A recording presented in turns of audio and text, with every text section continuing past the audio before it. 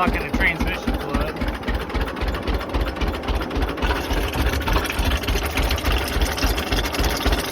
It's pumping. I don't know how well it's doing it, but it's doing it.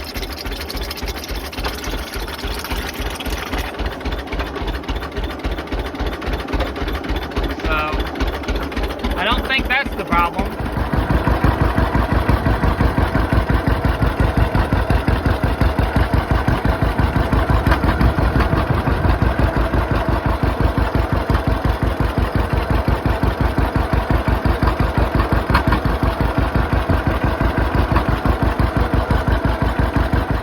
So, pretty much, the power steering motor is not doing anything.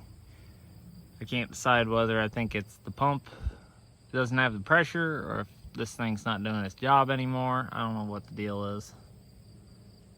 I'm gonna see if I can come up with, I know a friend of mine has a inline pressure gauge.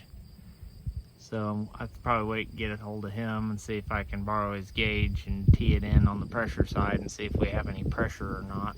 That would kind of give us the whole rundown of what's going on, I guess. Because if it's making its 1200 psi and it's not steering, then it's the torque motor. If it's not making 1200, then it's got to be the pump.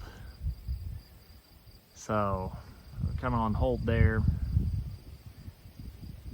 until we find something out. So I'll bring you back once I know more. Alright, so John Deere clutches.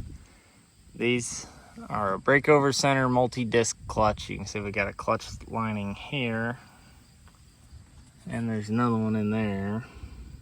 And then this is the driver here in the center, and these are weighted. You have to make sure, see a big open spot and a big weighted spot. You have to make sure those stay in balance with the flywheel and the cylinders.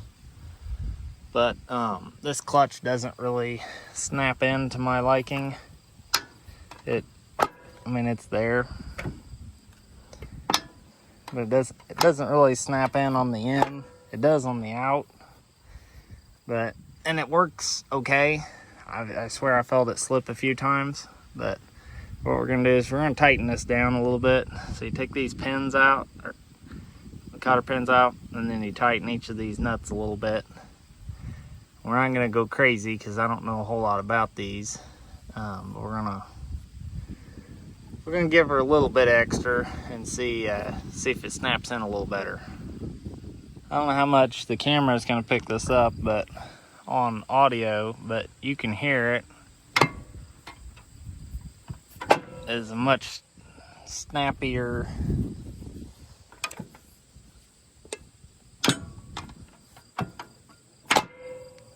So, much happier with that.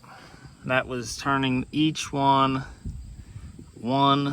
hole on each nut. So that's all it took, was a little bit more. I think I'm gonna go one more and call it a day there. Okay, so we're gonna do a oil change on this thing real quick, and then we're gonna put her in the field and do a little fun tonight. All right, so we're down here changing oil on the A. We're not going to do a filter right now because I'm going to run it for a few minutes or for a few hours with this oil, with fresh oil, and then we're just going to change filter and oil again, especially depending on what comes out of it this time. But so I got the plug out. I thought, no big deal. I don't need to film draining oil. But I had a little surprise.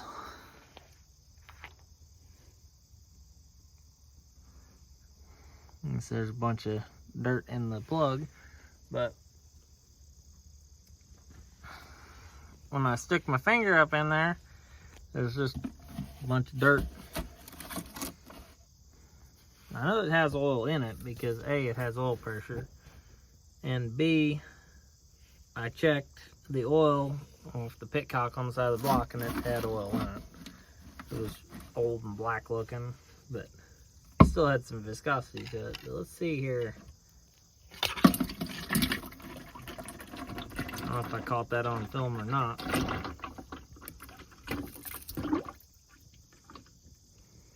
It's pretty black. It's definitely oil though still. It doesn't really smell like gas either. And it looks like we're gonna have about the right amount. We got about 2 gallons-ish.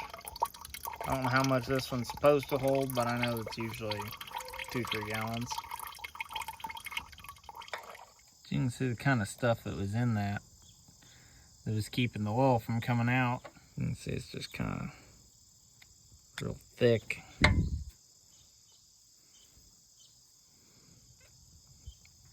Almost like a tar, like a mud. I see this in old tractors all the time. It's oil deposits from running non-detergent oil for a long time, mixed with not having the oil changed but once every 35 years with no PCV system, basically, you know, just a combined effort of a lot. And stuff just settles to the bottom of the pan. Who knows when the last time this thing had the oil changed in it.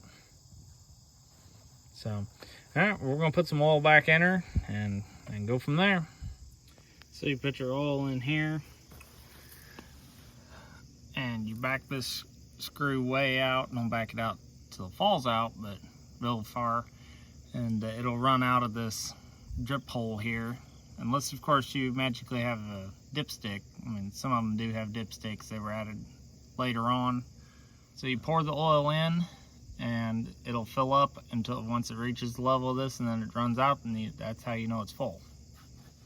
So I pour for a minute and then I let it run down, and I pour for a minute and I let it run down. I kind of keep an eye on how much I'm putting in, so that way I have a general idea of how close I'm getting. And there you go, it just started dripping. I just caught it, so now I just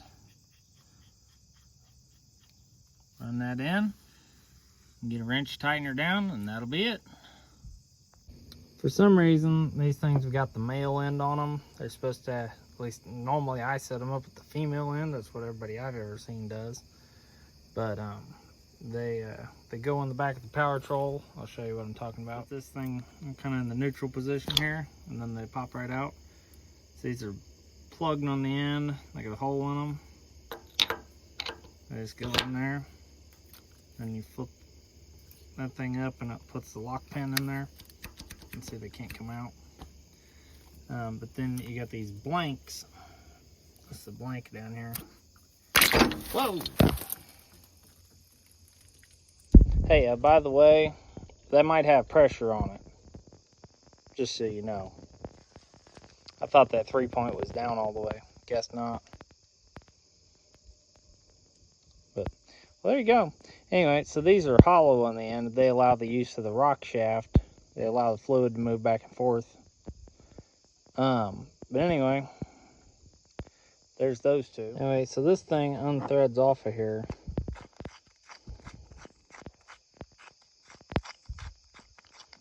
Like so. And that's just a shield to keep them clean while they're not in the tractor. And you store them right there. That's one of the other plug with the shield on it. So you put hydraulic fluid in here, actually motor oil, non-detergent, 30 weight, or whatever your flavor this week is, in that port. And you unscrew this, which is, I tightened it already. Anyway, you loosen this and it runs out of this port when it's full, okay?